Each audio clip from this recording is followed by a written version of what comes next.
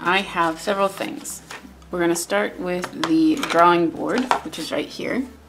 So this is a clay board by Ampersand. I'll put a link in the description where you can find them. This is, of course, gray, as you can tell. They come in white and I think a few other colors, or maybe it's just other grays. I don't know, it's been a while and I can't find these in France. This is one that I bought in the US and brought back here. The next thing we're going to have are the water pens, which I've discussed in other videos, the aqua brush. So these are just reservoirs with water and different sized pins at the end, like that. Okay. Next thing we're going to do is have a white and a black watercolor pencil. Just white and black. I'm doing a grayscale painting, and then I'm going to be adding in highlights with these, which is a gold watercolor pigment by Finetec. These were given to me by an old art teacher, and I've not really had the chance to use them very much. And of course, as you can see, they kind of fall out of their pots. But anyway, I haven't had much chance to use these, but being a picture from The Hobbit, Lee Pace's character, Thranduil, I think. I can never really say it very correctly, but I love Lee Pace. Even though I'm not a huge Hobbit fan, I think he did this character justice, and I thought that it would really look nice on the gray board. So I've got everything here now, and I'll just get started zooming in on certain areas that I think might be tricky, and just speeding up the video so you can kind of see the process using gray to get the shading and not have to put in all of the shading. It's a different process than when you're using a whiteboard or anything like that. So stay tuned.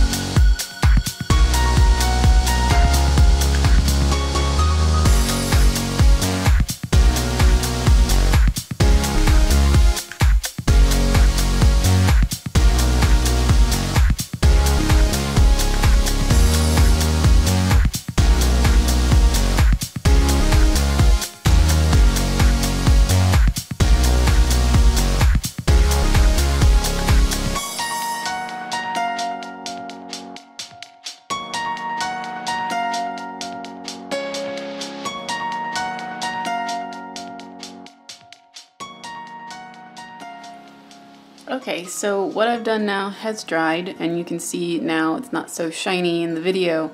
There's a very light gray, whitish area here, and sort of the highlights are coming out, but you can tell that you don't have to do as severe darkness and lightness, because the gray will fill that in to your eye. You know, your eye will make up the difference between where something was very dark and then where it's going to be lighter. So something to keep in mind is that you don't have to put in every gradient with a gray paper.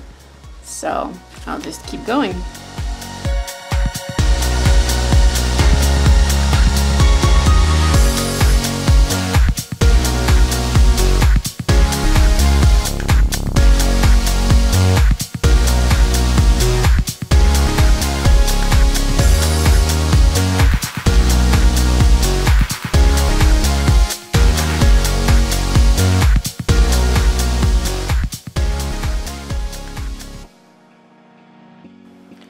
So I thought I'd take a second to show you kind of what I've been doing. You can see here, it's kind of dirty. What I end up doing, or finding that I do with these art pens, is that, you know, you have the water in the reservoir, and then I have my pencil.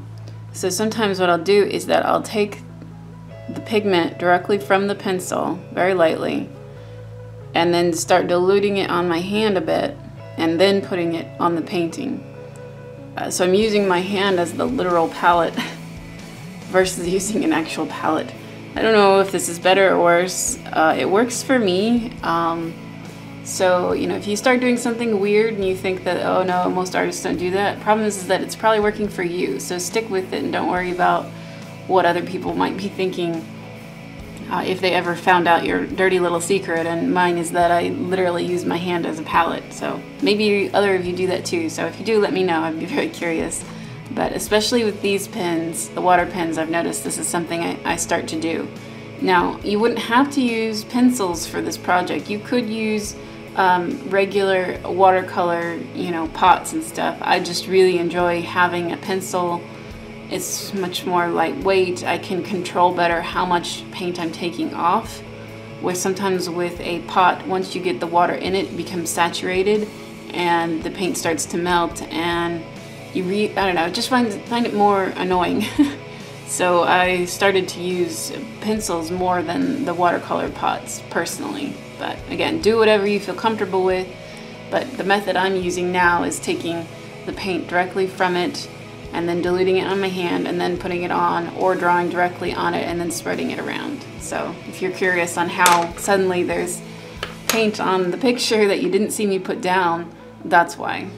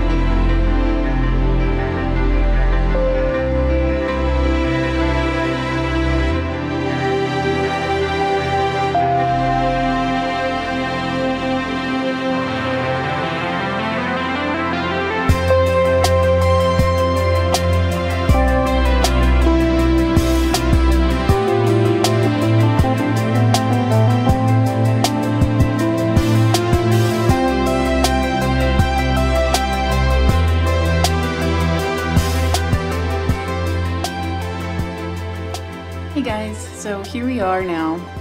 It's been a while since I've been drawing this and painting it, but I'm gonna zoom in here so you can see a little what I'm gonna be talking about now. With this board, you can see here it doesn't get super precise, like it spreads itself out. So even when I'm making the very small lines of his hair, it still explodes sometimes into large arrays, which is not what I'm going for. I would like it to be sharper, and of course when I zoom out, you don't really notice that kind of stuff very much, but it's not always going to be looked at from afar. So I'm going to try and use a mixture of pen ink and white pen ink, like from one of these pens, and possibly some silver. I'm gonna ditch the gold idea I had because it doesn't quite fit, I think, but maybe go for some silvers in the hair possibly. But that's why I'm changing up. And since this board is a mixed media board, you don't have to stick with just watercolors, and other things will work okay. So I'll probably start in areas that aren't as precise, like the crown, because it's wood. It doesn't really matter if it looks perfect or not, you'll get the idea. So that's what I'm gonna do now.